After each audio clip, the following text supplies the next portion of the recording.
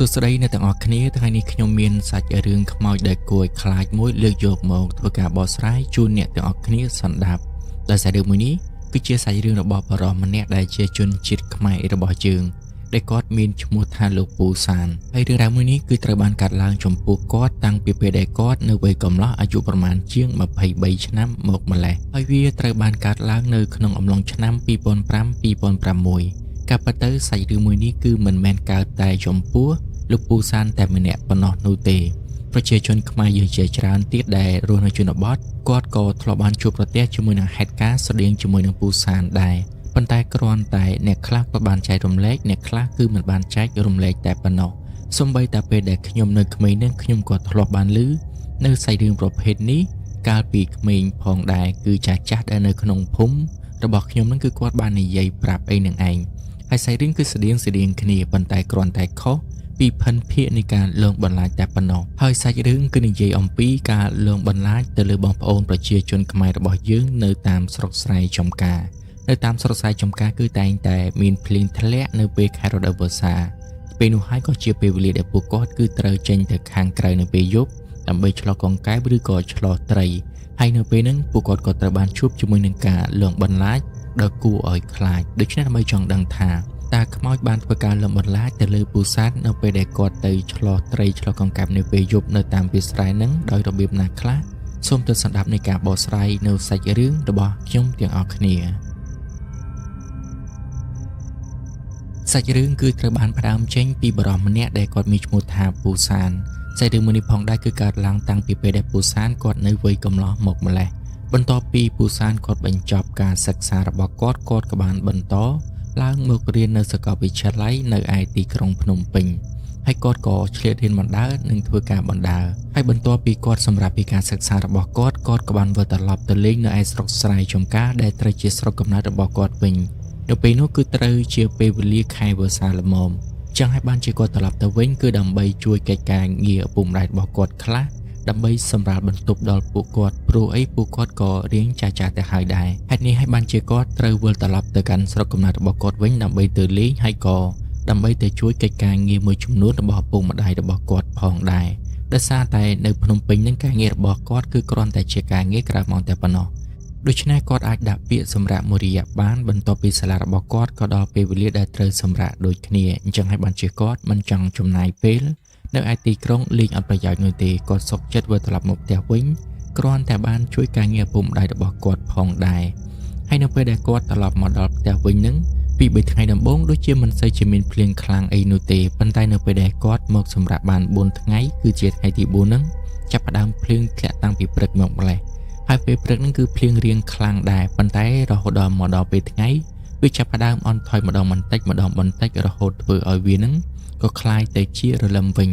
ប៉ុន្តែទោះបីជាយ៉ាងណាថ្ងៃនេះគឺភ្លៀងពេញមួយថ្ងៃតែម្ដងមិនដាច់សូរទាល់តែសោះទោះបីជាពេលថ្ងៃរហូតដល់ពេលល្ងាចវាត្រឹមតែរលឹមស្រិចក៏ដោយប៉ុន្តែក៏វាអាចធ្វើឲ្យសាននឹងមិនអាចចាក់ចេញទៅណាបានដែរបានត្រឹមតែអង្គុយនៅក្នុងផ្ទះមើលទឹកភ្លៀងកំពុងតែស្រក់តែប៉ុណ្ណោះដែលជាហេតុធ្វើឲ្យសានគាត់មានអារម្មណ៍ថាអបសុកយ៉ាងខ្លាំងហើយណាមួយកាពះរបស់គាត់ក៏ចាប់ផ្ដើមឃ្លានថែមទៀតព្រោះតែនៅស្រុកស្រែចំការវាមិនសូវជាមានរបស់ហូបចុកដូចជានៅទីក្រុងដូចទេនៅពេលដែលសានគាត់កំពុងតែអង្គុយនៅមុខផ្ទះរបស់គាត់ដើម្បីមើលទឹកភ្លៀងស្រក់នៅពេលនោះក៏ស្រាប់តែគាត់បានឃើញលោកពូរបស់គាត់ដែលគាត់មានឈ្មោះថាពូហ៊ុនបានដើរមកឈប់នៅមុខផ្ទះរបស់គាត់ហើយនៅពេលដែលឃើញសានកំពុងតែអង្គុយនៅមុខផ្ទះបែបនេះគាត់បានស្រែកទៅនិយាយជាមួយនឹងសានថាអើយអាសានមើលតើឯងអង្គុយដូចជាអស់សង្ឃឹមខ្លាំងណាស់ហាបើថាមិនបានទេជប់នេះចាំទៅឆ្លោះត្រីឆ្លោះកង្កែបជាមួយនឹងយើងគ្រាន់តែបានយកមកធ្វើជាម្ហូបខ្លះហើយមួយចំនួនទៀតគឺយើងយកទៅធ្វើជាសាច់ខ្លែមទៅដើម្បីផឹកកំដរអបសុកចំណែកឯសាននៅពេលដែលបានលឺអញ្ចឹងគាត់ក៏បានងក់ក្បាលយកព្រមដោយសារតែគាត់កំពុងតែអបសុកផងបន្ទាប់ពីនិយាយហើយពូហ៊ុនគាត់ក៏បានដើរត្រឡប់ទៅផ្ទះរបស់គាត់វិញបាត់ទៅចំណែកឯសានគឺគេរងចាំតែពេលវេលាមេយប់ចូលមកដល់តែប៉ុណ្ណោះគេនឹងចេញទៅឆ្លោះត្រីឆ្លោះកង្កែបជាមួយនឹងលោកពូរបស់គេដែរមិនយូរប៉ុន្មានពេលវេលាយប់ឡើងក៏បានចូលមកដល់ម៉ោងប្រមាណជាង8យប់ស្រាប់តែលោកពូហ៊ុនគាត់បានដើរមកដល់មុខផ្ទះរបស់សានហើយក៏បានស្រែកហៅសានឲ្យចេញទៅព្រោះតែដល់ពេលដែលពួកគាត់គឺត្រូវចេញទៅឆ្លោះត្រីឆ្លោះកង្កែបហើយចំណែកឯភ្លៀងរលឹមវិញគឺវាត្រូវបានដាច់តាំងពីម៉ោង7យប់មកម្លេះដូច្នេះមានន័យថា មេឃគឺត្រូវបានរាំងភ្លៀងអស់រយៈពេល1ម៉ោងទៅហើយចំណែកឯសាននៅពេលដែលបានឃើញលពូរបស់ខ្លួនមកបែបនេះទាំងដែលខ្លួនកំពុងតែអង្គុយរងចាំផ្លូវគាត់ផងនោះគេក៏បានប្រញាប់ទាញយកពិលពាក់ជាប់ក្បាលរបស់គេដើម្បីចេញដំណើរទៅតែម្ដងដោយនៅលើស្មារបស់គេគឺមានស្ពាយនៅកូនអាគុយតូចមួយដើម្បីចាប់ជាមួយនឹងភ្លើងពិលដែលពាក់ជាប់នៅលើក្បាលរបស់គេនោះព្រោះឯកាលពីសម័យហ្នឹងអ្នកឆ្លោះត្រីឆ្លោះកង្កែបគឺគេប្រើតែរបស់នឹងឯងដំបូងឡើយពួកគាត់គិតថានឹងទៅឆ្លោះនៅឯមុខភូមិប៉ុន្តែគ្រាន់តែពួកគាត់ចេញទៅមុខបន្តិចបែរជាបានឃើញថាមានភ្លើងពិលជាច្រើនកំពុងតែឆ្លោះដូចគ្នាដែរដូច្នេះពួកគាត់ក៏សម្រេចចិត្តថាមិនទៅមុខភូមិនោះទេព្រោះអីមនុស្សច្រើនទៅហើយចឹងពួកគាត់ទៅឆ្លោះនៅឯខាងក្រោយភូមិវិញនៅទីនោះមើលទៅប្រហែលជាមិនសូវជាមានមនុស្សច្រើននោះទេដោយសារតែនៅខាងក្រោយភូមិគឺមានអូរតែមួយតែប៉ុណ្ណោះប៉ុន្តែផ្ទុយទៅវិញនៅឯមុខភូមិគឺមានបឹងដ៏ធំជាច្រើនចឹងហើយបានជាមានត្រីអាចនឹងឡើងច្រើនផងដែរហេតុនេះបានជាអ្នកភូមិជាច្រើនគេទៅឆ្លោះនៅឯមុខភូមិឯណោះចំណែកពួកគាត់ទាំងពីរនេះក៏បានធ្វើការផ្លាស់ប្ដូរទិសដៅទៅឆ្លោះនៅខាងក្រោយភូមិវិញពួកគាត់ទាំងពីរនេះបាននាំគ្នាធ្វើដំណើរទៅខាងក្រោយភូមិរៀងឆ្ងាយពីផ្ទះបន្តិចពួកគាត់ចាប់ផ្ដើមដើរបណ្ដើរនិងមើលតាមផ្លូវបណ្ដើរជាពិសេសគឺកន្លែងដែលមានទឹកហូរនឹងឯងព្រោះត្រីវាតែងតែឡើងមកតាមទឹកហូរនោះពួកគាត់ក៏បានចាប់បានត្រីជាបន្តបន្ទាប់ហើយពួកគាត់ក៏ចេះតែដើរទៅប៉ុន្តែពួកគាត់ក៏ចាប់ផ្ដើមដើរបែកផ្លូវគ្នារៀងៗខ្លួនព្រោះអីការដែលឆ្លោះត្រីបែបនេះគឺគេមិនឆ្លោះនៅជិតគ្នានោះទេព្រោះតែឆ្លោះនៅជិតគ្នាហ្នឹងក៏មិនសូវជាបានដែរចឹងហើយបានជាពួកគាត់ដើរបែកផ្លូវគ្នាដោយមិនដឹងខ្លួនឡើយទម្រាំតែចាប់អារម្មណ៍សួរនាំទៅកាន់គ្នាហ្នឹងឃើញថាពួកគាត់បានដើរចម្ងាយឆ្ងាយពីគ្នានឹងប្រមាណជាង100ម៉ែត្របាត់ទៅហើយព្រោះអីនៅពេលដែលសានគេក៏លេចមើលទៅក្រោយគឺមិនបានឃើញពូរបស់គេនោះទេផ្ទុយទៅវិញគេបែរជាបានឃើញភ្លើងពិលមួយកំពុងតែដើរឆ្លោះនៅជំហៀងដៃរបស់គេខាងឆ្វេងចម្ងាយប្រមាណជាង100ម៉ែត្រពីខ្លួនរបស់គេដូច្នេះគេគិតថាប្រហែលជាភ្លើងនោះគឺជាភ្លើងពិលរបស់ពូគេហើយ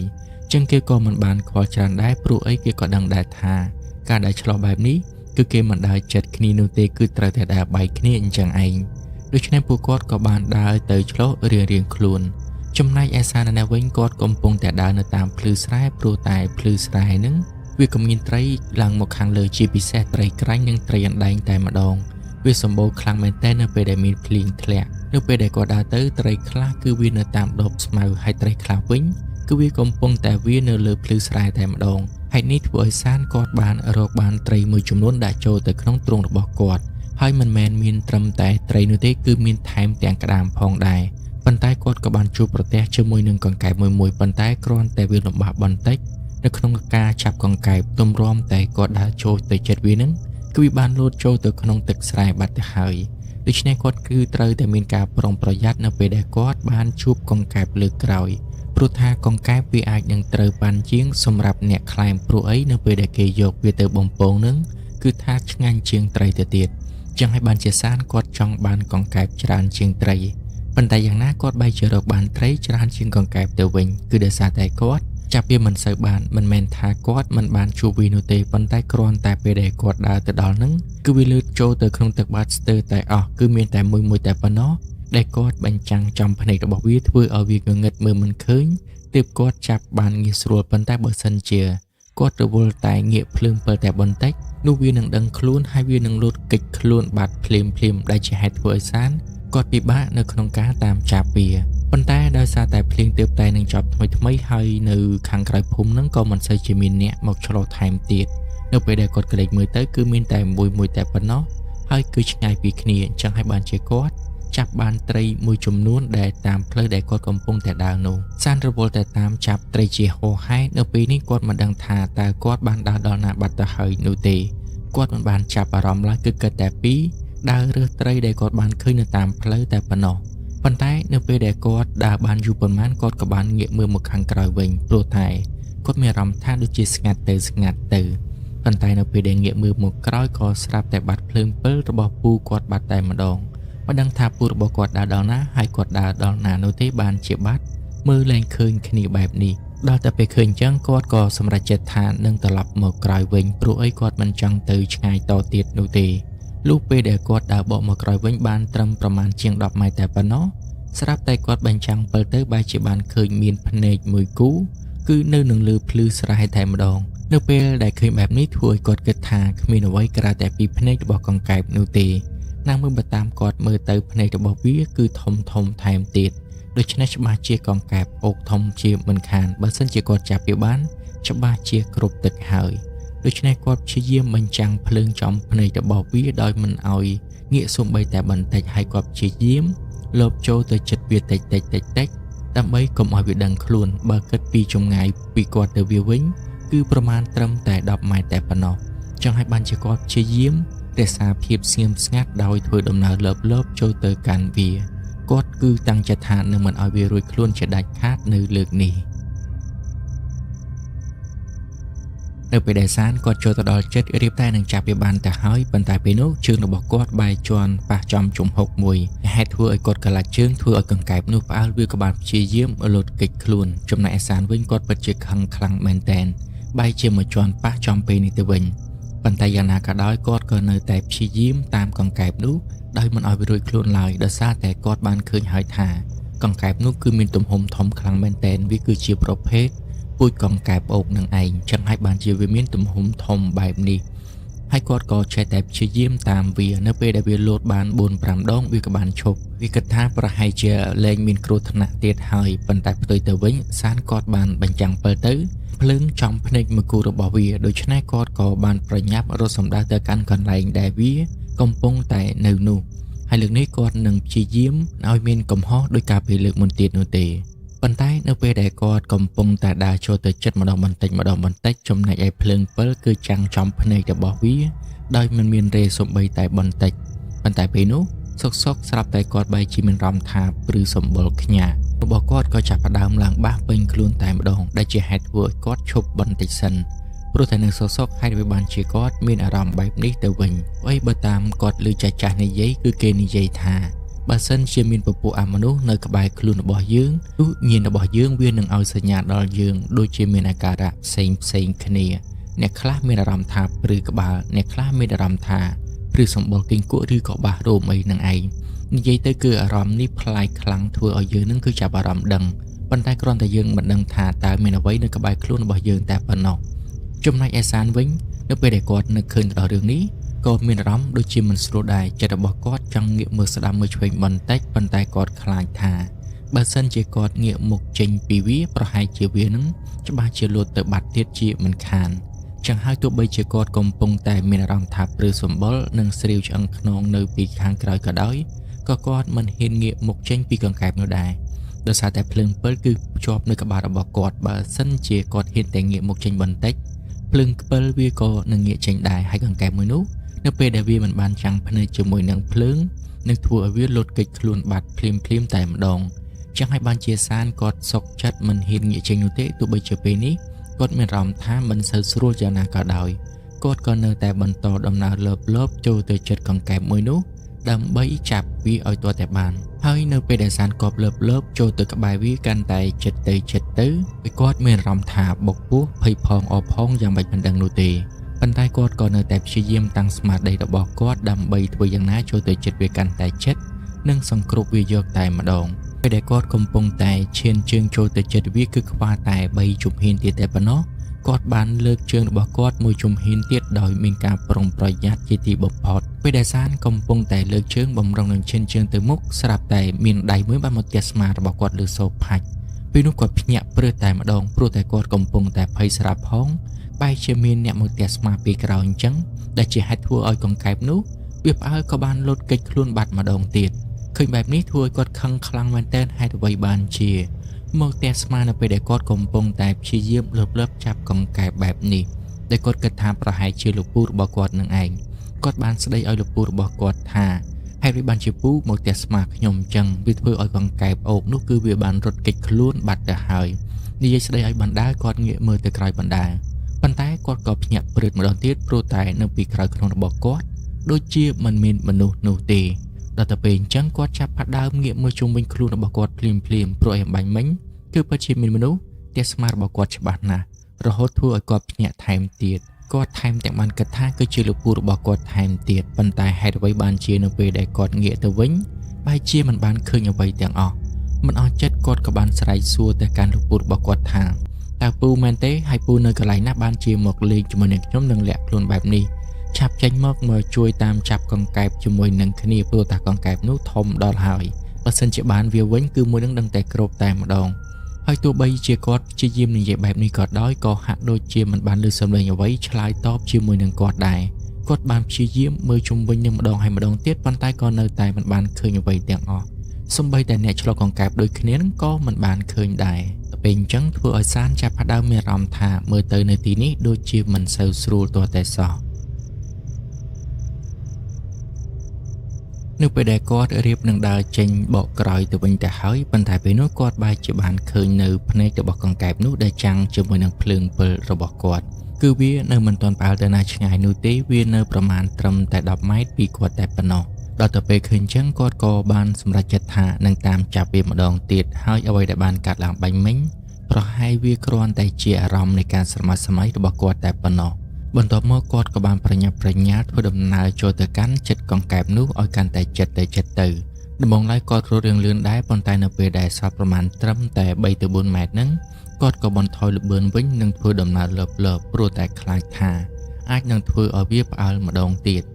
នៅពេលដែលគាត់ចូលដល់កាន់តែចិត្តទៅកង្កែបនោះវាក៏ហាក់ដូចជាមិនមានចលនាអ្វីទាំងអស់គឺវានៅថ្មឹងតែម្ដងមើលទៅប្រហែលជាវាត្រូវបានភ្លើងពិលរបស់គាត់នឹងចាំងចំភ្នែករបស់វាចឹងហើយបានជាហេតុធ្វើឲ្យវាគឺមិនលោតទៅណាទាំងអស់ព្រោះតែវាមើលមិនឃើញទិសដៅនឹងឯងចំណែកឯសានគាត់ខិតចូលកាន់តែចិត្ត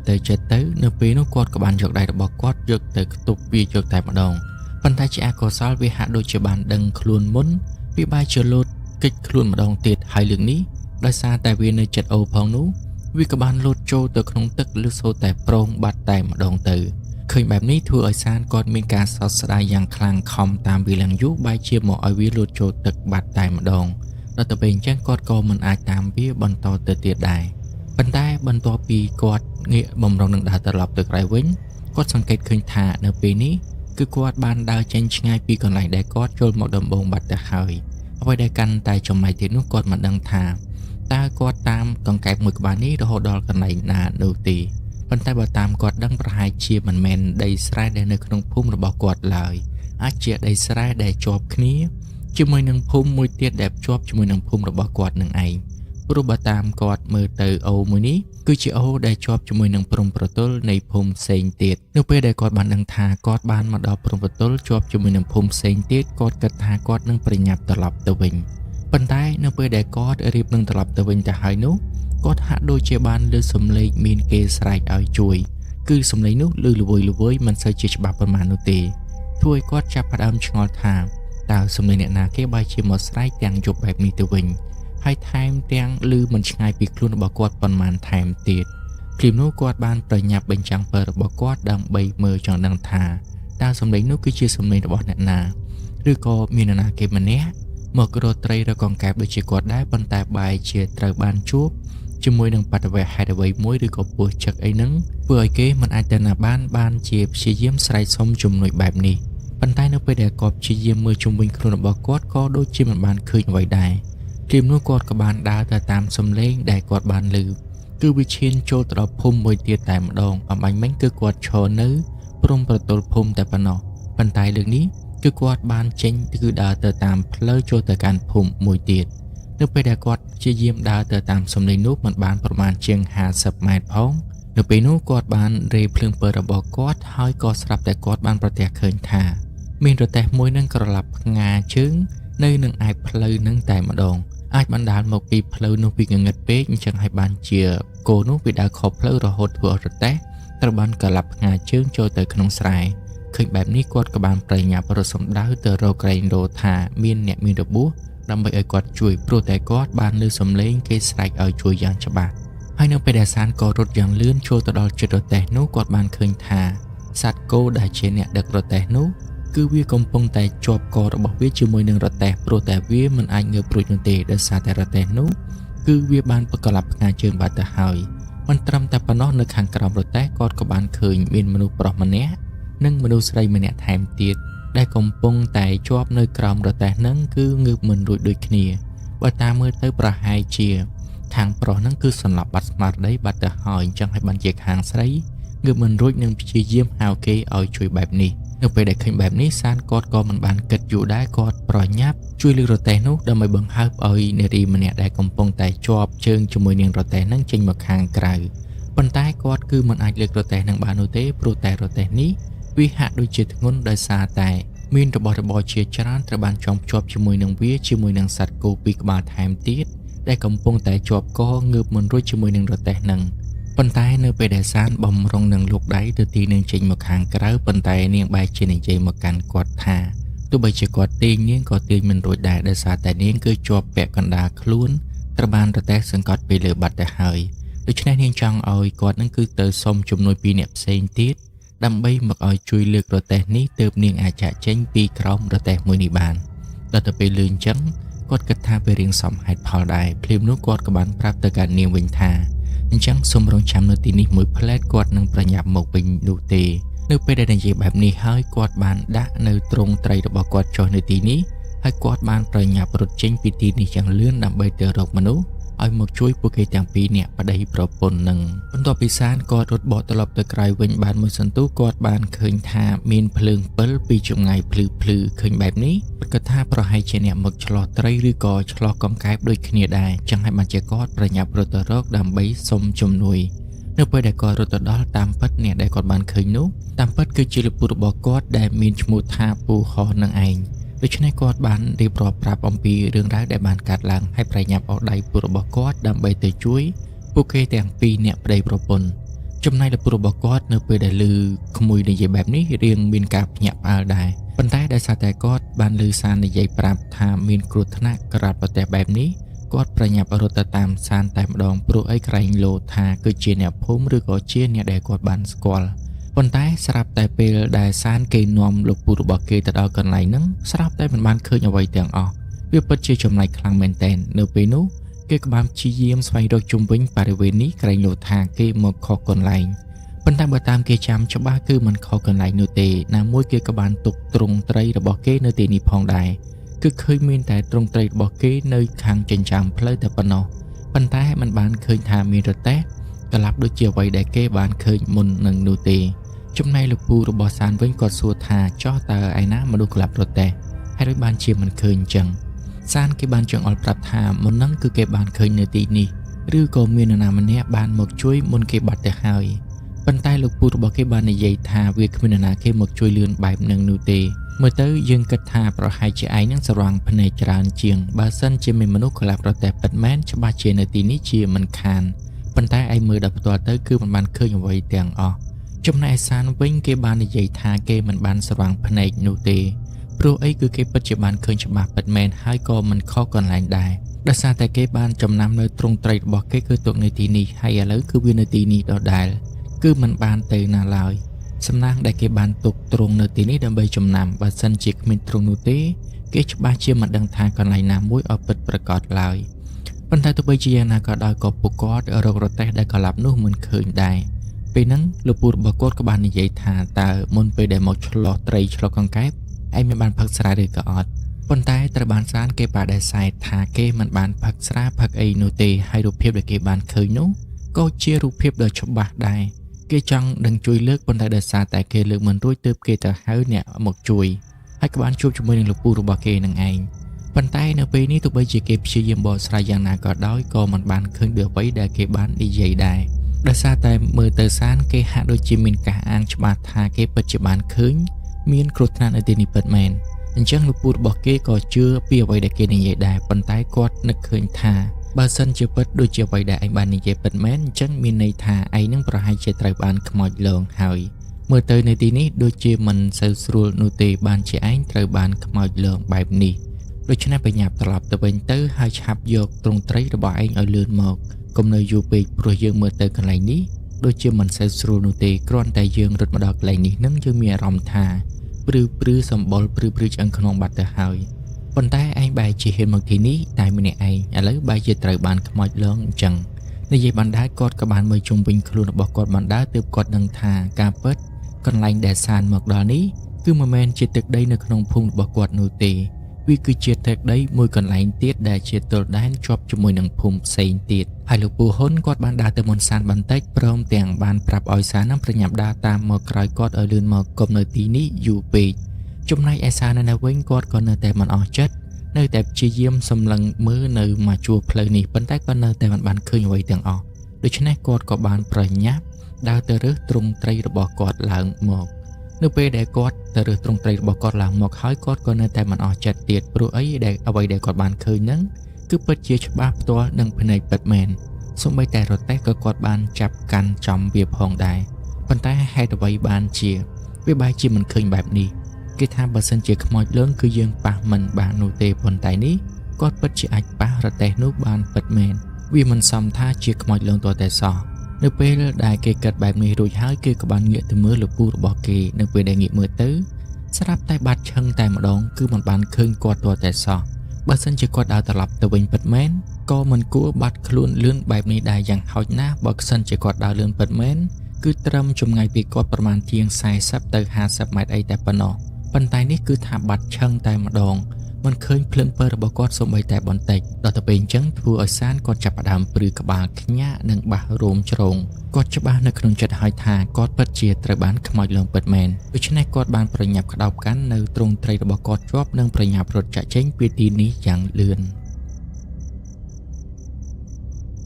សានបានរត់បណ្ដើរនិងព្យាយាមងាកមើលទៅខាងក្រៅបណ្ដើរដោយសារតែគាត់ដូចជាបានឮមានសំឡេងជើងចេះតែរត់តាមពីក្រោយខ្នងរបស់គាត់ប៉ុន្តែនៅពេលដែលគាត់ងាកមើលទៅបែរជាមិនបានឃើញអ្វីទាំងអស់ហើយគាត់ក៏ចេះតែបន្តរត់ទៅមុខទៀតដោយសារតែគាត់គិតថាខ្មោចប្រហែលជាកំពុងតែតាមគាត់ពីក្រោយណាមួយគាត់នឹកឃើញទៅដល់រឿងដែល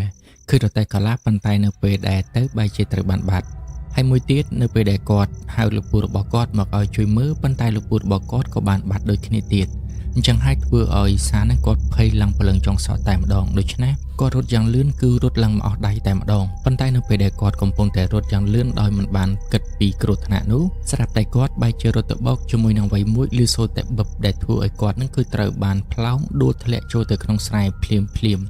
ហើយសំឡេងស្រែកអុយក៏បានបន្លឺឡើងសំឡេងនោះគឺមិនមែនជាសំឡេងរបស់សាននោះទេផ្ទុយទៅវិញគឺជាសំឡេងរបស់លោកពូសាននឹងឯងការពិតលោកពូសានគាត់មិនបានបាត់ទៅណានោះទេគឺដោយសារតែភ្លើងពិតរបស់គាត់ដែលតបជាប់ជាមួយនឹងអាគុយពាក់ជាមួយនឹងក្បាលរបស់គាត់នឹងគឺវារបូតខ្សែអញ្ចឹងហើយបានជាភ្លើងពិតរបស់គាត់គឺត្រូវបានរលត់ហើយនៅពេលដែលគាត់កំពុងតែឈប់នៅចំកណ្ដាលផ្លូវដើម្បីតខ្សែវាឲ្យភ្លឺឡើងវិញបែរជាត្រូវបានក្មួយរបស់គាត់នឹងរត់មកបុកពីក្រោយមួយទំហឹងធ្វើឲ្យពួកគាត់ទាំងពីរនាក់ប៉ើងធ្លាក់ផ្លូវរៀងខ្លួនអញ្ចឹងហើយបានជាឮសំឡេងស្រែកឲ្យឡើងចំណែកឯសាននៅវិញគាត់ក៏បានប្រញាប់ក្រោកឡើងទាំងនៅមានការឈឺចាប់នៅឡើយព្រោះតែគាត់បានឮសំឡេងស្រែកអុយនឹងឯងហើយណាមួយដោយសារតែអំបញ្ញមិញគាត់កំពុងតែខ្លាចខ្មោចថែមទៀតអញ្ចឹងគាត់គិតថាប្រហែលជាគាត់រត់បុកជាមួយនឹងខ្មោចឬក៏ជាមួយនឹងអ្វីមួយប៉ុន្តែនៅពេលដែលគាត់ព្យាយាមបញ្ចាំងពិលដែលមិនទាន់រលត់ជាប់នៅលើក្បាលរបស់គាត់នឹងមើលទៅតាមពិតលពូរបស់គាត់សោះកំពុងតែផ្កាប់មុខនៅក្នុងស្រែជាប់ជាមួយនឹងអាគុយរបស់គាត់នៅពេលដែលឃើញអញ្ចឹងធ្វើឲ្យសានគេមានអារម្មណ៍ធូរទ្រង់បន្តិចហើយក៏ភ្លេចអំពីការឈឺចាប់ផងដែរគាត់ក៏បានប្រញាប់ស្ទុះទៅមើលចង់ដឹងថាតើពិតជាលពូរបស់គាត់ពិតមែនឬក៏អត់ហើយនៅពេលដែលគាត់បញ្ចាំងពិលចំទៅឃើញថាការពិតគឺពិតជាលពូរបស់គាត់ពិតមែនចំណែកឯលពូវិញមិនទាន់បានងើបនោះទេគាត់បានងើបមុខឡើងនិងបានធ្វើការស្ដីបន្ទោសទៅឲ្យសានថាហើយចោះវាមិនឯងបានជាមករត់បុកយើងទាំងកំរល់បែបនេះអំបញ្ញមិញយើងស្មានតែមានសត្វអីរត់មកបុកផងយើងខំតែភ័យការពិតទៅគឺជាឯងសោះហើយតើឯងអត់មានភ្នែកទេបានជារត់មកបុកយើងមួយទំហឹងបែបនេះមើលទៅជើងរបស់យើងនឹងប្រហែលជាបាក់ដោយសារតែឯងនឹងរត់បុកបាត់ទៅហើយចំណែកឯទ្រង់ត្រីរបស់ពួកគាត់វិញក៏បានប៉ើងខ្ទាតទៅម្ខាងដូចគ្នាផងដែរបន្ទាប់ពីឃើញថាលោកពូមិនអីអញ្ចឹងសានគាត់ក៏បានលើកលោកពូឡើងបន្ទាប់មកក៏បានដើរទៅរើសទ្រង់ត្រីរបស់លោកពូហើយនិងរបស់ខ្លួនឯងផងដែរចំណែកឯលោកពូវិញបើតាមមើលទៅជើងរបស់គាត់ដូចជាមិនបានបាក់នោះទេវាគ្រាន់តែក្រិចដោយសារតែពេលដែលគាត់ធ្លាក់ទៅនឹងជើងទៅមុនចឹងហើយបានជើងរបស់គាត់បុកជាមួយនឹងដីផ្សំជាមួយនឹងទម្ងន់ខ្លួនរបស់គាត់រៀងធ្ងន់ថែមទៀតធ្វើឲ្យជើងរបស់គាត់គឺត្រូវបានផ្លាត់ក្រិចនឹងឯងហេតុនេះហើយក៏គាត់បានប្រាប់ឲ្យសានឹងជួយគ្រាគាត់ឡើងនិងគ្រាគាត់ទៅផ្ទះតែម្ដងទៅព្រោះមើលទៅគាត់ប្រហែលជាមិនអាចដើរបានដោយខ្លួនឯងនោះទេហើយគាត់ក៏ក្រវីក្បាលហួសចិត្តដែរមនុស្សបែរជាមករត់បុកប៉ុន្តែការពិតទៅក៏ខុសមកពីគាត់ដែរដោយសារតែគាត់បែរជាមកសងំ តខ្សែភ្លើងរបស់គាត់នៅចំកណ្ដាលផ្លូវទីកន្លែងងងឹតចំណែកសានវិញគាត់រត់បណ្ដើរងាកមើលទៅក្រោយបណ្ដើរដោយសារតែគាត់កំពុងតែខ្លាចខ្មោចមិននឹកស្មានថាលោកពូរបស់គាត់បែរជាមកឈប់នៅចំកណ្ដាលផ្លូវទាំងងងឹតឈឹងបែបនេះទាល់តែសោះចឹងហើយបានជាគាត់រត់បុកយកតែម្ដងទៅនៅពេលដែលសានគ្រាពូរបស់គាត់ដើម្បីត្រឡប់ទៅផ្ទះវិញនឹងគាត់បានឆ្លៀតសួរទៅកាន់លោកពូថាហេតុអ្វីបានជាលោកពូមកពន្លត់ភ្លើងបែបនេះអញ្ចឹងខ្ញុំខំតែភ័យស្មានតែលោកពូនឹងគឺជាខ្មោចព្រោះតែនៅសក់ស្រាប់តែបាត់មនុស្សឆឹងធ្វើឲ្យខ្ញុំភ័យខ្លាំងពេករត់មិនបានគិតអីនោះទេធ្វើយ៉ាងណាឲ្យតែប្រញាប់ចេញពីទីនេះទៅដល់ផ្ទះឲ្យបានឆាប់ប៉ុន្តែមិននឹកស្មានថាបែរជាមកបុកពូចំកណ្ដាលផ្លូវបែបនេះទាល់តែសោះដំបូងឡើយខ្ញុំក៏រៀងភ័យដែរស្មានតែបុកត្រូវខ្មោចអីទៀតហើយប៉ុន្តែនៅពេលដែលបានលើសំឡេងមនុស្សស្រែកទើបខ្ញុំដឹងថាមើលទៅប្រហែលជាមិនមែនជាខ្មោចនោះទេប៉ុន្តែនៅពេលដែលមើលច្បាស់ទៅទើបដឹងថាតាមពិតគឺជាលោកពូសោះចំណែកឯលោកពូរបស់សានគាត់ក៏បានធ្វើការរៀបរាប់ទៅតាមដំណើររឿងទើបសានបានយល់ហើយនឹងដឹងថាការពិតលោកពូរបស់គាត់គឺពិតជាមិនមែនជាខ្មោចពិតមែននិយាយទៅគឺសានគាត់រៀងមានអារម្មណ៍ថាចង់អស់សម្ដេចបន្តិចនិងឈឺខ្លួនបន្តិចប៉ុន្តែយ៉ាងណាក៏ដោយក៏គាត់នៅតែគ្រាលោកពូរបស់គាត់រហូតដល់ធ្វើដំណើរដល់ផ្ទះហើយនៅពេលដែលធ្វើដំណើរដល់ផ្ទះហ្នឹងគាត់ក៏បាននិយាយប្រាប់ឪពុកម្ដាយរបស់គាត់អំពីហេតុការណ៍ដែលបានកើតឡើងហើយឪពុកម្ដាយរបស់គាត់ហ្នឹងក៏មិននឹកស្មានថាសានគឺបានជួបជាមួយនឹងខ្មោចលងបែបនេះទាល់តែសោះដោយសារតែពួកគាត់គឺមិនធ្លាប់បានដឹងនិងក៏ឮពីដំណឹងនៃខ្មោចលងបែបនេះនោះទេព្រោះតែមានអ្នកភូមិជាច្រើនហ្នឹងក៏បានទៅឆ្លោះកង្កែបនៅពេលដែលមេឃភ្លៀងដែរប៉ុន្តែពួកគេក៏ហាក់ដូចជាមិនធ្លាប់ត្រូវបានខ្មោចលងទាល់តែសោះគឺមានតែសានមួយចំណែកខុសគេបែរជាត្រូវបានខ្មោចលងរត់បុកពូរបស់ខ្លួនឯងរហូតដល់ក្រេកជើងថែមទៀតហើយឪពុកម្ដាយរបស់សាននៅពេលដែលពួកគាត់បានស្ដាប់នៅរឿងមួយនេះគាត់មិនត្រឹមតែមិនជឿនោះទេផ្ទុយទៅវិញគាត់បែរជាសោយពូរបស់សានថែមទៀតហើយពួកគាត់ទាំងអស់គ្នាក៏បានបែកផ្លូវគ្នាត្រឡប់ទៅកាន់ផ្ទះរៀងខ្លួនមកកាន់សានគាត់នៅតែមានអារម្មណ៍ថាភ័យខ្លាចដដែលដោយសារតែគាត់គឺពិតជាបានឃើញថាមានរទេះកលាប់នៅឯជំហៀងផ្លូវពិតមែនប៉ុន្តែផ្ទុយទៅវិញបែរជានៅពេលដែលគាត់ត្រឡប់ទៅវិញម្ដងទៀតបែរជាមិនបានឃើញអ្នកណាទាំងអស់ដែលជាហេតុធ្វើឲ្យគាត់មានអារម្មណ៍មិនស្ងប់ទាល់តែសោះហើយគាត់នៅតែសង្ស័យថាគាត់ពិតជាត្រូវបានខ្មោចលងពិតមែនលុះដល់ពេលវេលាព្រឹកឡើងចូលមកដល់ស្រាប់តែសានគាត់បែរជាធ្លាក់ខ្លួនឈឺតែម្ដងមិនដឹងពីមូលហេតុពិតប្រាកដនោះទេដំបូងឡើយនៅពេលដែលពុកម្ដាយរបស់សានគាត់ដឹងថាសានធ្លាក់ខ្លួនឈឺទាំងព្រឹកបែបនេះគាត់គិតថាប្រហែលជាមកពីការពីយប់មិញគេទៅឆ្លោះត្រីឆ្លោះកង្កែបធ្វើឲ្យគេផ្ដាសាយបានជាក្តៅខ្លួនឡើងញ័រញអញ្ចឹងប៉ុន្តែនៅពេលដែលគាត់បានឃើញថាសានចាប់ផ្ដើមជ្រុះសក់អស់ជាច្រើននៅលើខ្នើយដូច្នេះគាត់បានធ្វើការសន្និដ្ឋានថាអ្វីដែលសានបាននិយាយកាលពីយប់មិញប្រាប់មកកាន់ពួកគាត់នោះគឺជារឿងពិតហើយបើតាមបទពិសោធន៍របស់គាត់ដឹងតាំងពីយូរណាស់មកហើយនឹងអ្នកដែលត្រូវបានខ្មោចលងហើយមិនសូវជាមានស្មារតីរឹងមាំនោះគេនឹងឈឺជ្រុះសក់បែបនេះឯងបន្ទាប់ពីបានឃើញអាការៈរបស់សានបែបនេះគាត់ក៏បានប្រញាប់នាំគ្នានាំសានទៅកាន់វត្តភ្លាមតែម្ដងគឺពួកគាត់មិនបាននាំសានទៅកាន់មន្ទីរពេទ្យនោះទេដោយសារតែពួកគាត់គិតថាខ្មោចលងបែបនេះទោះបីជាទៅពេទ្យនឹងក៏មិនអាចជួយអ្វីបានដែរជាងគឺមានតែនាំទៅវត្តដើម្បីព្រះសង្ឃជួយស្រោចទឹកឲ្យដើម្បីកុំឲ្យសាននឹងមានការភ័យខ្លាចហើយណាមួយជួយបណ្ដេញវិញ្ញាណខ្មោចដែលមានបំណងចង់បុកលងបន្លាចកូនប្រុសរបស់គាត់ផងដែរសានក៏ត្រូវបានព្រះសង្ឃដែលនៅក្នុងវត្តមានឈ្មោះល្បីល្បាញខាងផ្នែកស្រោចទឹកនឹងបានធ្វើការស្រោចទឹកឲ្យបន្ទាប់មកគាត់ក៏បានយកខ្សែអំបោះពណ៌ក្រហមយកមកពាក់នៅដៃរបស់សានព្រមនឹងបានធ្វើការផ្ដាំថាខ្សែអំបោះមួយនេះគឺមិនត្រូវដោះចេញជាដាច់ខាតរហូតដល់ទៅ7ថ្ងៃឯណោះបើសិនជាដោះមុននេះអាចនឹងមានបញ្ហាកើតឡើងម្ដងទៀតអញ្ចឹងហើយបានជាគាត់ប្រាប់កុំឲ្យដោះអីគួរតែពាក់វារហូតទៅទោះបីជាមានរឿងអ្វីក៏ដោយហេតុដែលព្រះអង្គមានសង្ឃដីកាបែបនេះគឺដោយសារតែការដែលពាក់ខ្សែអំបោះនេះទៅបើសិនជាមានវិញ្ញាណនោះចង់មកតាមរកសានក៏វាមិនអាចរកឃើញដែរព្រោះអីបើតាមមើលទៅអាការៈរបស់សានគឺគេលងគាត់ចង់យកជីវិតរបស់គាត់តែម្ដងចឹងបើសិនជាគាត់មិនទាន់ស្លាប់នោះទេអាចនឹងត្រូវបានគេមកមើលដើម្បីបញ្ជាក់ហើយបើសិនជាឃើញថាគាត់មិនទាន់ស្លាប់គេអាចនឹងមកយកគាត់ដោយផ្ទាល់តែម្ដងចឹងហើយបានជាព្រះសង្ឃមានសង្ឃដីកាផ្ដាំផ្ញើបែបនេះហើយបន្ទាប់ពីផុតពី7ថ្ងៃនេះទៅសានគាត់នឹងលែងមានរឿងអ្វីកើតឡើងចំពោះគាត់បន្តទៅទៀតហើយចំណែកឪពុកម្ដាយរបស់សានវិញបន្ទាប់ពីស្ដាប់នៅសង្ឃដីការបស់ព្រះសង្ឃហើយបានសន្យាថានឹងធ្វើតាមអ្វីដែលព្រះសង្ឃបានណែនាំទាំងអស់បន្ទាប់មកពួកគាត់ក៏បាននាំសានត្រឡប់មកផ្ទះវិញពេលដែលពួកគាត់នាំសានមកដល់ផ្ទះវិញស្រាប់តែពួកគាត់ឃើញថាមានអ្នកភូមិជាច្រើនបែរជា នាំគ្នាមកឈរនៅមុខផ្ទះរបស់គាត់គឺមិនដឹងថាពួកគេរងចាំអ្វីនោះទេនៅពេលដែលគាត់មកដល់មុខផ្ទះភ្លាមស្រាប់តែពួកគេបានសួរនាំគាត់តែម្ដងដោយសារតែពួកគេបានឮដំណឹងថាកាលពីយប់មិញសានត្រូវបានខ្មោចលងហើយបន្ទាប់មកគេក៏ចាប់ផ្ដើមធ្លាក់ខ្លួនឈឺរហូតដល់ជ្រុះសក់ហើយពុំដៃរបស់គេក៏បាននាំគេទៅស្រោចទឹកនៅឯវត្តចឹងហើយបានជាពួកគេចង់ដឹងរឿងនេះឲ្យបានច្បាស់បានជាពួកគេនាំគ្នាមកដល់ផ្ទះដើម្បីរងចាំស្ដាប់តែម្ដងនៅពេលដែលឃើញថាពួកអ្នកភូមិគាត់ចង់ដឹងអំពីរឿងមួយនេះពួករបស់សានបានហៅអ្នកទាំងអស់គ្នាឲ្យចូលទៅខាងក្នុងតែម្ដងទៅចាំគាត់និយាយរឿងរ៉ាវលម្អិតប្រាប់ទៅកាន់គ្រប់គ្នាតែម្ដងដោយមិនមានលាក់លៀមអ្វីនោះទេហើយពុកម្ដាយរបស់សានគាត់ក៏បានពឹងឲ្យអ្នកភូមិជួយគ្រាកូនប្រុសរបស់គាត់ទៅដាក់នៅលើគ្រែខាងក្រោមផ្ទះរបស់គាត់បីឲ្យគេសម្រាកដោយសារតែពេលនេះគឺគេមិនទាន់បានធូរស្រាល 100% នៅឡើយនោះទេគ្រាន់តែវារៀងគ្រាន់បើជាងមុនបន្តិចតែប៉ុណ្ណោះដូច្នេះម្ដាយរបស់សានគាត់គឺជាអ្នកនិយាយអំពីរឿងរ៉ាវដែលបានកើតឡើងចំពោះកូនប្រុសរបស់គាត់កាលពីយប់នោះតាមអ្វីដែលកូនប្រុសរបស់គាត់បានប្រាប់នឹងឯងដោយគាត់បានរៀបរាប់តាមដំណើររឿងទាំងអស់តាំងពីដើមរហូតដល់ចប់បន្ទាប់ពីពួកគេបានស្ដាប់រួចហើយពួកគេក៏ចាប់ផ្ដើមងឿងឆ្ងល់ថាតើខ្មោចនោះមានប្រភពមកពីណាបានជាមកលងសានបែបនេះនៅក្នុងចំណោមអ្នកភូមិទាំងអស់គ្នាគឺមានមីងម្នាក់ដែលគាត់មានឈ្មោះថាមីងច្រាប់នេះគឺគាត់មានប្តីម្នាក់ដែលមានឈ្មោះថាពូណាងដែលជាប្តីរបស់គាត់នឹងគឺមិនមែនជាអ្នកភូមិដែលនៅក្នុងភូមិជាមួយនឹងគាត់នោះទេគឺជាអ្នកភូមិដែលនៅជាប់ភូមិជាមួយនឹងពួកគាត់ដែរហើយក៏ជាភូមិដែលសានគេបានឆ្លងដែនចូលទៅដល់កាលពីយប់នោះពេលនោះមីងច្រាប់បាននិយាយថាការពិតទៅគាត់ដឹងអំពីប្រវត្តិខ្មោចនៅកន្លែងហ្នឹងហើយអ្វីដែលសាននិយាយគឺមិនកុហកនោះទេទីនោះគឺពិតជាមានខ្មោចពិតមែនដោយសារតែនៅក្នុងភូមិនោះគឺជាភូមិប្តីរបស់គាត់គឺតែងតែទៅវិញទៅមកភូមិនោះជានិច្ចហើយគាត់ក៏បានឮដំណឹងអំពីរឿងរ៉ាវមួយរបស់អ្នកភូមិនឹងការពិតទៅខ្មោចនៅទីនោះដូចជាស្លាប់បានប្រមាណជាង4ទៅ5ខែទៅហើយប៉ុន្តែមិនដឹងថាហេតុអ្វីបានជាវិញ្ញាណរបស់ពួកគេនៅតែវិលវល់នៅទីនោះនិងធ្វើការលបបន្លាចអ្នកភូមិរបស់គាត់ថែមទៀតដល់ពេលឮអញ្ចឹងធ្វើអ្នកភូមិដែលកំពុងតែអង្គុយចាំស្ដាប់នោះ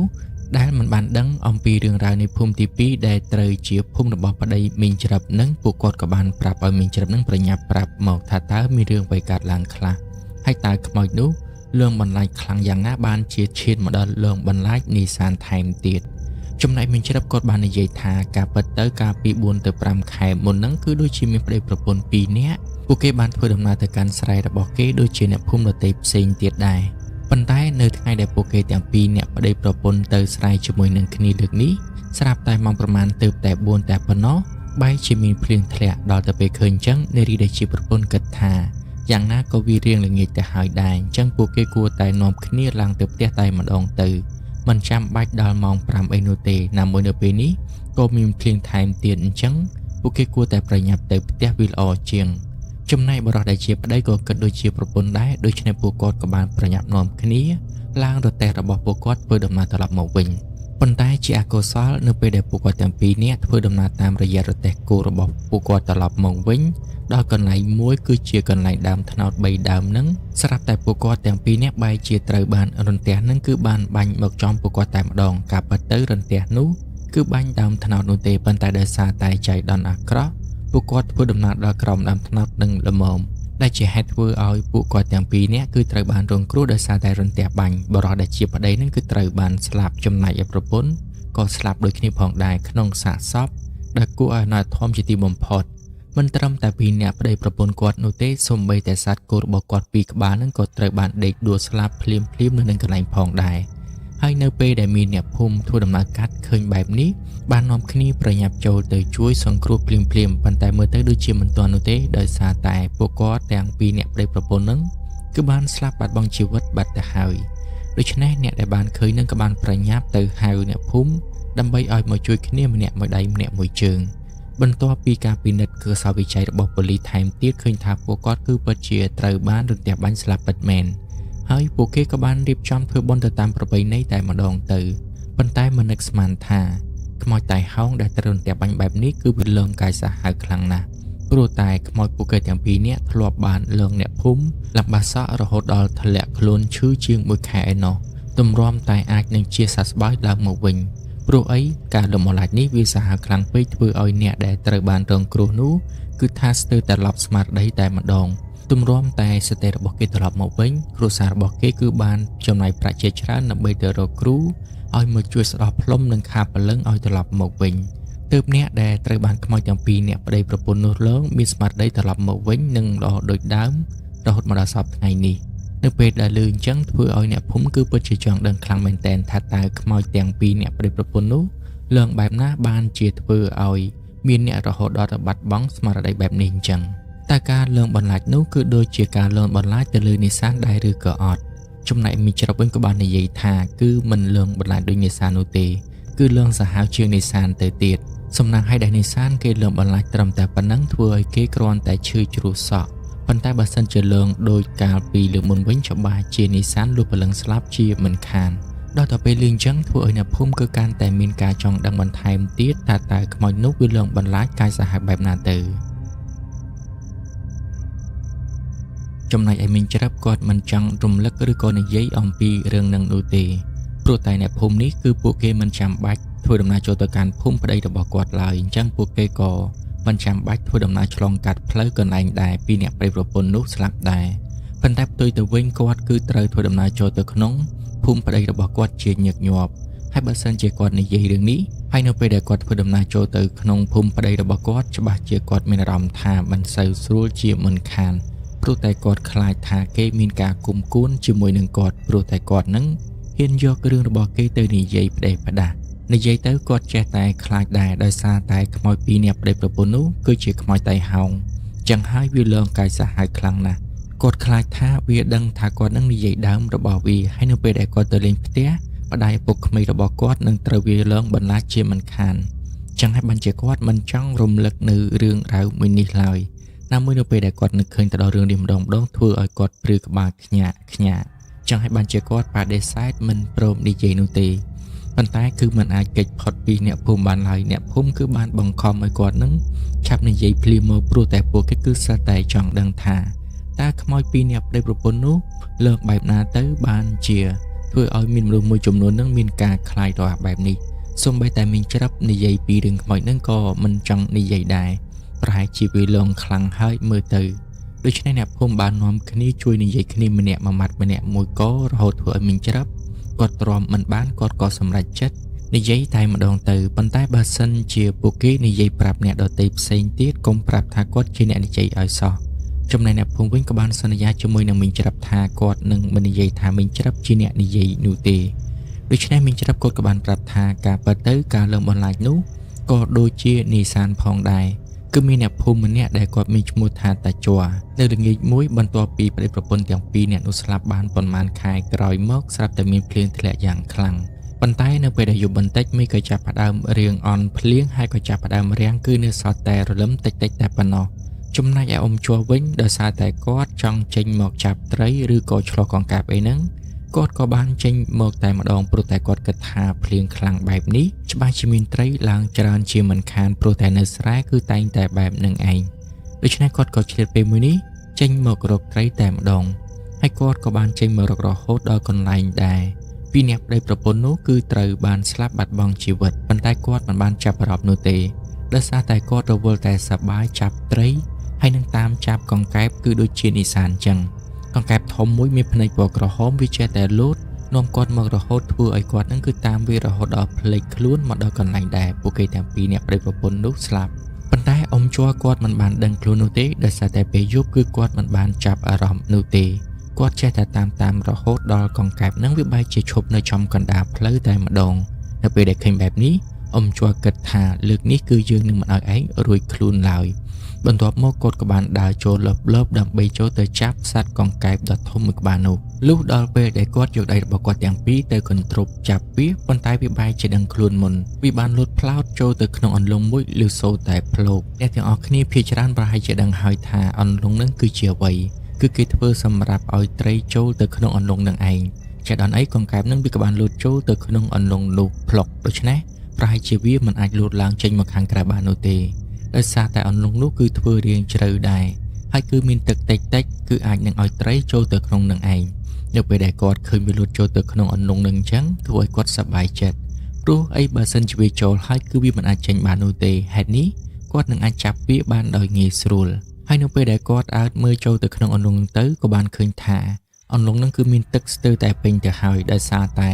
ភ្លៀងស្ទើរតែពេញកន្លះថ្ងៃចឹងហើយបានជាមានទឹកចូលទៅក្នុងអន្លង់បែបនេះប៉ុន្តែយ៉ាងណាគាត់បានឃើញយ៉ាងច្បាស់ថាសត្វកង្កែបមួយក្បាលនឹងគឺបានលោតចូលទៅក្នុងអន្លង់នឹងពិតមែនដូច្នេះទោះបីជាយ៉ាងណាក៏វាមិនអាចគេចខ្លួនពីគាត់បានដែរពេលនោះគាត់ក៏បានលុកដៃរបស់គាត់ចូលទៅក្នុងអន្លង់3នឹងតែម្ដងហើយនៅពេលនោះរឿងរ៉ាវដ៏គួរឲ្យភ្ញាក់ផ្អើលក៏បានកើតឡើងនៅពេលដែលគាត់លូកចូលទៅចាប់សត្វកង្កែបដ៏ធំមួយក្បាលនៅក្នុងអន្លង់នឹងគឺមិនបានឃើញសត្វកង្កែបនៅក្នុងនឹងនោះទេផ្ទុយទៅវិញវាបែរជាមានត្រីរស់មួយក្បាលដ៏ធំនៅក្នុងអន្លង់នឹងទៅវិញវាពិតជាចំណែកខ្លាំងមែនទែនព្រោះតែគាត់បានឃើញថាកង្កែបវាបានលូតចូលទៅក្នុងនឹងពិតមែនប៉ុន្តែហេតុអ្វី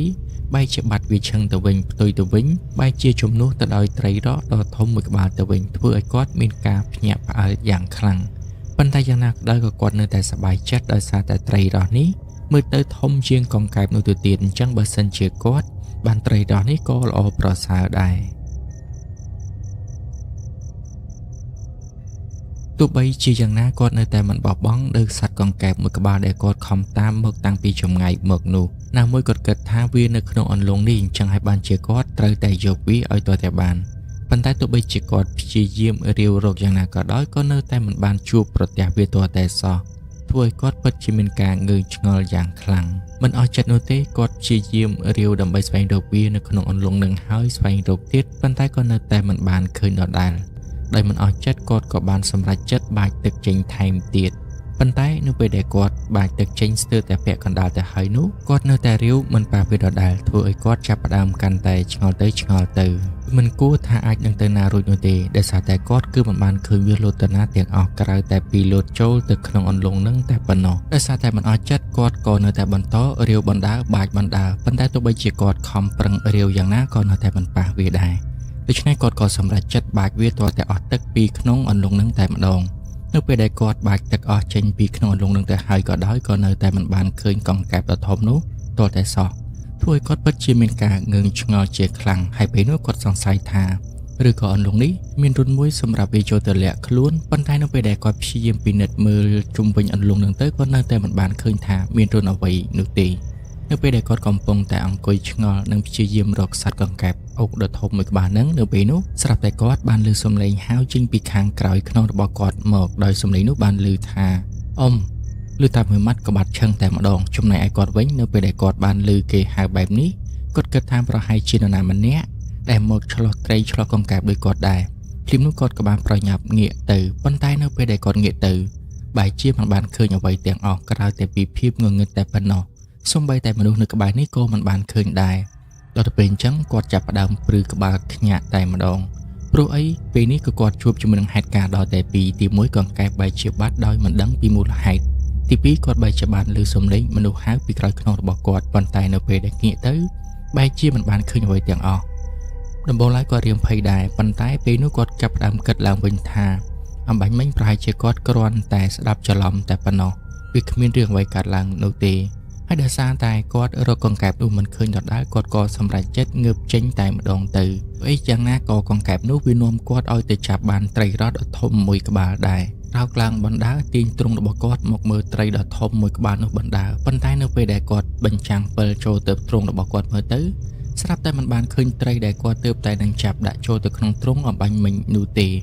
គាត់ក៏ព្យាយាមពិនិត្យមើលម្ដងហើយម្ដងទៀតប៉ុន្តែក៏នៅតែមិនឃើញដដែលធ្វើឲ្យគាត់ចាប់ផ្ដើមឆ្ងល់ថាឬក៏វាលោតចេញពីក្នុងទ្រុងនេះប៉ុន្តែទ្រុងនេះគឺគាត់បានបិទរុនវាចិត្តទៅហើយមិនគួរណាវាអាចចេញបាននោះទេគាត់ក៏ព្យាយាមពិនិត្យមើលជុំវិញខ្លួនរបស់គាត់ម្ដងទៀតប៉ុន្តែក៏នៅតែមិនបានឃើញត្រីនឹងដដែលលើកនេះគាត់ចាប់ផ្ដើមមានអារម្មណ៍ថាដូចជាមិនសូវស្រួលហើយចេះតែមានអារម្មណ៍ថាព្រឺឆ្អឹងក្នុងមិនដឹងនោះទេកង្កែបក៏បាត់ត្រីក៏បាត់ទាំងដែលគាត់គឺបានចាប់វាដាក់ចូលទៅក្នុងទ្រុងយ៉ាងច្បាស់លើកនេះគាត់មានអារម្មណ៍ថាមើលទៅគាត់ប្រហែលជាត្រូវបានខ្មោចលងហើយមើលទៅបានជាជួបជាមួយនឹងហេតុការណ៍បែបនេះគាត់ចាប់ផ្ដើមគិតឡើងវិញពីហេតុការណ៍ទាំងអស់ទី1គឺកង្កែបបែរជាបាត់នៅក្នុងអន្លង់តូចមួយតែប៉ុណ្ណោះចំណែកឯត្រីដែលគាត់ចាប់បានយ៉ាងច្បាស់នឹងដាក់ចូលទៅក្នុងទ្រុងក៏ត្រូវបានបាត់មិនត្រឹមតែប៉ុណ្ណោះមុននេះបន្តិចក៏មានសំឡេងគេហៅគាត់នៅខាងក្រោយខ្នងថែមទៀតប៉ុន្តែនៅពេលដែលគាត់ងាកមើលទៅបែរជាមិនបានឃើញអ្វីទាំងអស់ទៅវិញ នៅពេលដែលគាត់កំពុងតែគិតនឹងភ័យអំពីរឿងមួយនេះស្រាប់តែគាត់ដូចជាបានឮសំឡេងមានគេស្រែកហៅឲ្យជួយពេលនោះគាត់ក៏ខំប្រឹងស្វែងរកម្ចាស់នៃសំឡេងនោះប៉ុន្តែបើតាមគាត់ស្ដាប់មើលទៅសំឡេងនោះក៏ដូចជាមិនឆ្ងាយពីគាត់ប៉ុន្មានដូចដែរគាត់គិតថាឬក៏មាននរណាម្នាក់មានរឿងអ្វីកាត់ឡើងនៅម្ដុំនេះបានជាគេព្យាយាមស្រែកហៅបែបនេះភ្លាមនោះគាត់ប្រញាប់ដើរទៅតាមទិសដៅនៃសំឡេងដែលគាត់បានឮគ្រាន់តែគាត់ដើរឡើងទៅលើផ្លូវភ្លាមស្រាប់តែគាត់បានឃើញថាការពិតម្ចាស់សំឡេងដែលស្រែកហៅឲ្យគេជួយនោះ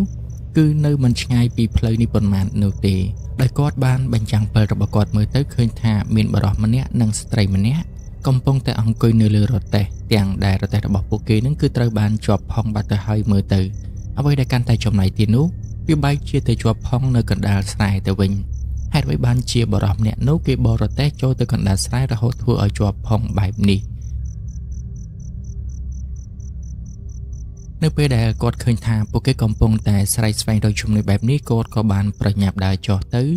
ដើម្បីជួបជាមួយនឹងពួកគេទាំងពីរនាក់នោះហើយគាត់ក៏បានធ្វើការសួរនាំអំពីរឿងរ៉ាវដែលរទេះនេះត្រូវបានជាប់នៅវាលស្រែហេតុអ្វីបានជាមិនបរនៅលើផ្លូវហើយបរិសដែលជាប្តីនឹងក៏បានប្រាប់អំពីហេតុផលដែលរទេះរបស់គាត់ត្រូវបានជាប់ផុងឬមិនរួចសូម្បីតែគោវាព្យាយាមទាញនឹងក៏វាទាញឡើងមិនរួចដែរដែលធ្វើឲ្យគាត់មើលទៅគោនឹងគឺអាណិតគោខ្លាំងមែនទែនខំប្រឹងទាញរទេះដើម្បីឲ្យចេញផុតពីភក់ប៉ុន្តែផ្ទុយទៅវិញវាបែកជាកប់កាន់តែជ្រៅទៅវាស្ទើរតែពាក់កណ្ដាលកង់ទៅហើយចំណែកឯអ៊ំជ័រវិញនៅពេលដែលគាត់បានសួរដឹងរឿងអស់ហើយគាត់ក៏គិតថានឹងជួយពួកគេតែម្ដងទៅដោយគាត់បានប្រាប់ឲ្យបរិសដែលជាប្តីនឹងឆាប់ចុះពីលើរទេះទៅដើម្បីមកជួយរុញគ្នាប៉ុន្តែបរិសនោះបានបដិសេធថាគេនឹងគឺជាអ្នកបញ្ជាគោដើម្បីឲ្យគោនឹងវាព្យាយាមទាញរទេះនេះចេញពីផុកចំណែកឯប្រពន្ធវិញក៏មិនព្រមចុះដែរដោយសារតែគេបាននិយាយថាគេឈឺជើងគឺគេមិនអាចឈរបាននោះទេចឹងគាត់ក៏សម្រេចចិត្តថាជួយរុញតែម្ដងទៅប៉ុន្តែទោះបីជាគាត់ព្យាយាមរុញយ៉ាងណាក៏រទេះនោះមិនកម្រើកចេញពីផុកទាល់តែសោះបានត្រឹមរង្គើតិចតែប៉ុណ្ណោះចំណែកឯបរិសដែលជាប្តីនោះគឺគិតតែពីវាយគោដើម្បីឲ្យវាទាញចេញប៉ុន្តែវានៅតែទាញមិនរួចដដែលបន្ទាប់មកអ៊ំជ័រគាត់ក៏បានដើរទៅខាងមុខដើម្បីជួយទាញគោវិញម្ដងដោយបានប្រាប់ឲ្យបរិសដែលជាប្តីនឹងឆាប់ជួយវាយគោដើម្បីឲ្យវាទាញរទេះនេះស្ទុះឡើងចេញទៅប៉ុន្តែនៅពេលដែលគាត់កំពុងតែទាញបរិសនោះកំពុងតែវាយគោគាត់សង្កេតឃើញថាគោទាំងពីរក្បាលនោះដូចជាមិនមានកម្លាំងកំហែងនៅក្នុងការទាញទាល់តែសោះសកម្មភាពរបស់វាដូចជាយឺតអ្វីដែលកាន់តែចំណៃទីនោះភ្នែករបស់ពួកវាវិញគឺឡើងក្រហមតែម្ដងវាមិនដូចជាគោធម្មតាទាល់តែសោះដែលធ្វើឲ្យគាត់ចាប់ផ្ដើមមានការសង្ស័យដោយសារតែឃើញបែបនេះគាត់ក៏បានបញ្ឈប់សកម្មភាពរបស់គាត់និងសួរទៅកាន់បរិសដែលជាប្តីនោះថាហេតុអ្វីបានជាគោរបស់ឯងភ្នែកឡើងក្រហមចឹងមើលទៅមិនដូចជាគោធម្មតានោះទេនៅពេលដែលបានលើអ៊ំជ័រសួរបែបនេះបរិសដែលជាប្តីនឹងគឺបានងាកមុខទៅសួរប្រពន្ធរបស់ខ្លួនដែលកំពុងតែអង្គុយនៅខាងក្រោយប៉ុន្តែបរិសនោះគឺមិនងាកដោយទាំងខ្លួននោះទេគឺងាកតែក្បាលតែប៉ុណ្ណោះនិយាយទៅគឺគេពង្វិលក្បាលរបស់គេស្ទើរតែមួយជុំតែម្ដងដើម្បីទៅសួរប្រពន្ធរបស់គេចំណែកឯអ៊ំជ័រវិញនៅពេលដែលឃើញចឹងធ្វើឲ្យគាត់ភ័យតក់ស្លុតយ៉ាងខ្លាំងប៉ុន្តែពេលនេះគឺគាត់មិនអាចរត់ទៅណារួចនោះទេដោយសារតែដៃជើងរបស់គាត់ក៏ចាប់ផ្ដើមញ័របាត់ទៅហើយចំណែកឯបរិសដែលជាប្តីនោះបន្ទាប់ពីសួរប្រពន្ធហើយក៏បានងាកមុខមកប្រាប់ទៅកាន់អ៊ំជ័រវិញប៉ុន្តែនៅពេលដែលគេមិនទាន់បាននិយាយផង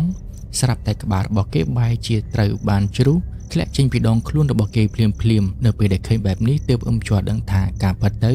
ពួកគេគឺមិនមែនជាមនុស្សនោះទេនៅពេលដែលបានឃើញសភាពរបស់ប្តីបែបនេះអ៊ំជ័រគាត់ក៏បានកលេចមើលទៅកាន់ប្រពន្ធដែលកំពុងតែអង្គុយនៅខាងក្រោយចំណែកឯប្រពន្ធនោះក៏មិនធម្មតាដែរគឺខ្លួនរបស់នាងបត់ឡើងជាពីរតែម្ដងមើលទៅគឺពិតជាគួរឲ្យខ្លាចយ៉ាងខ្លាំងដៃជើងវិញក៏រមូរចូលគ្នាថែមទៀតនៅពេលដែលឃើញបែបនេះអ៊ំជ័រដឹងថាគាត់គឺត្រូវបានខ្មោចលងហើយដូច្នេះគាត់ព្យាយាមបោះរបស់គាត់ចោលទាំងអស់ដើម្បីរត់យកតែរួចខ្លួនប៉ុន្តែដៃជើងរបស់គាត់នៅពេលនេះកំពុងតែញ័រនិងស្ពឹករត់មិនចង់រួចនោះទេទោះបីជាយ៉ាងណាក៏ដោយគាត់ខិតខំប្រវេប្រវាទធ្វើយ៉ាងណារត់ឲ្យចេញពីទីនេះដើម្បីស្រែកសុំជំនួយពីអ្នកភូមិផ្សេងទៀតនៅទីបំផុតគាត់ក៏អាចរត់ផុតចេញពីកន្លែងរទេះជាប់ផងនឹងទៅដល់ផ្ទះរបស់អ្នកភូមិនិងប្រាប់អំពីរឿងរ៉ាវដែលបានកើតឡើងចំពោះគាត់ចំណែកអ្នកភូមិនៅពេលដែលបានឮសំឡេងមនុស្សស្រែកឡូឡាឲ្យជួយបែបនេះពួកគេក៏បាននាំគ្នាចេញមកមើលនៅពេលដែលពួកគេចេញមកទើបដឹងថាការពិតគឺជាអ៊ំជ័រសោះហើយអ៊ំជ័រក៏បានរៀបរាប់ប្រាប់ពីអ្វីដែលបានកើតឡើងចំពោះគាត់បន្ទាប់ពីបានស្ដាប់អ្វីដែលអ៊ំជ័របានរៀបរាប់ប្រាប់ពួកគេហើយធ្វើឲ្យអ្នកភូមិម្នាក់ចាប់ផ្ដើមព្រឺក្បាលខ្ញាប ប៉ុន្តែយ៉ាងណាក៏ដោយក៏ពួកគេនាំគ្នាត្រឡប់មកកាន់កន្លែងដែលអ៊ំជួប្រាប់វិញដែរចង់ដឹងថាតើឬអ៊ំជួស្រវាងភ្នែកឬក៏មានអ្វីកាត់ឡើងឲ្យពិតប្រាកដប៉ុន្តែនៅពេលដែលពួកគេមកដល់កន្លែងហ្នឹងគឺមិនបានឃើញអ្វីនោះទេក្រៅតែពីរបស់របររបស់អ៊ំជួដែលគាត់បោះចោលនៅទីនេះតែប៉ុណ្ណោះដូច្នេះពួកគេបានធ្វើការសន្និដ្ឋានថាអ៊ំជួគឺពិតជាត្រូវបានខ្មោចទាំងពីរអ្នកប្តីប្រពន្ធនោះលើងយ៉ាងពិតប្រាកដមែនបើតាមអាការៈរបស់គាត់នឹងនៅពេលនេះគឺគាត់ភ័យនិយាយឡើងចង់ដឹងអីទៅហើយនេះគាត់គឺជាមនុស្សប្រុសផងបើសិនជាមនុស្សស្រីឬក៏មនុស្សណាដែលមានសតិខ្សោយវិញច្បាស់ជាឈួតលីលាជាមិនខានអ្នកភូមិក៏ចាប់ផ្ដើមភ័យខ្លាចកន្លែងដែលអ៊ំជួនឹងគឺត្រូវបានខ្មោចលងហើយរឿងរ៉ាវនៃការលងបន្លាចនឹងគឺនៅមិនទាន់ចប់ត្រឹមនឹងនោះទេនៅតែមានការលងបន្លាចអ្នកភូមិនឹងជាហូរហែដូចជាថ្ងៃមួយមានបរិសម្នាក់នឹងគាត់បានបាត់ឆ្កែរបស់គាត់ចេញពីផ្ទះ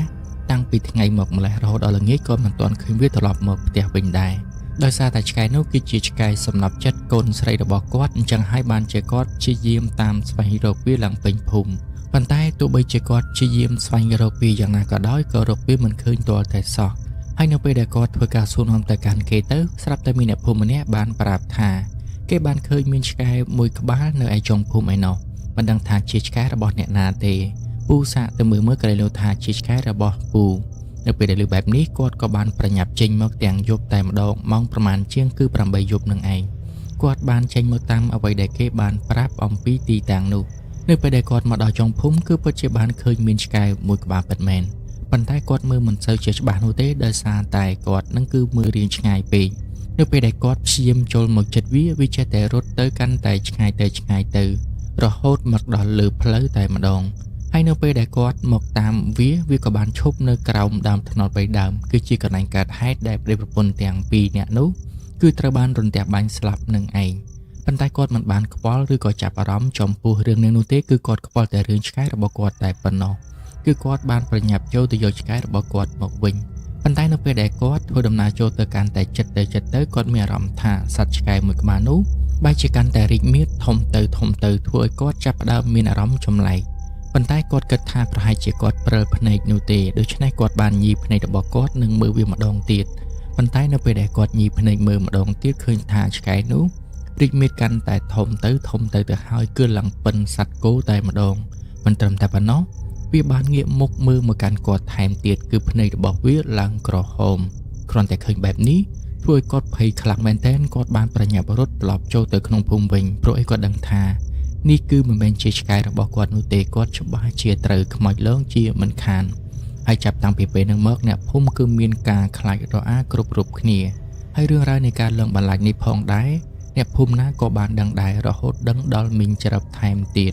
នេះគឺជាសាច់រឿងនៃការលងបន្លាចរបស់ខ្មោចទាំងពីរអ្នកប្តីប្រពន្ធនោះនិយាយទៅគឺថាលងគេខ្លាំងមែនទែនទោះបីជាយ៉ាងណាក៏ដោយរឿងរ៉ាវនៃការលងបន្លាចនេះក៏នៅតែមានលងជាហូរហែប៉ុន្តែគាត់សុំនិយាយត្រឹមតែប៉ុណ្្នឹងបានហើយ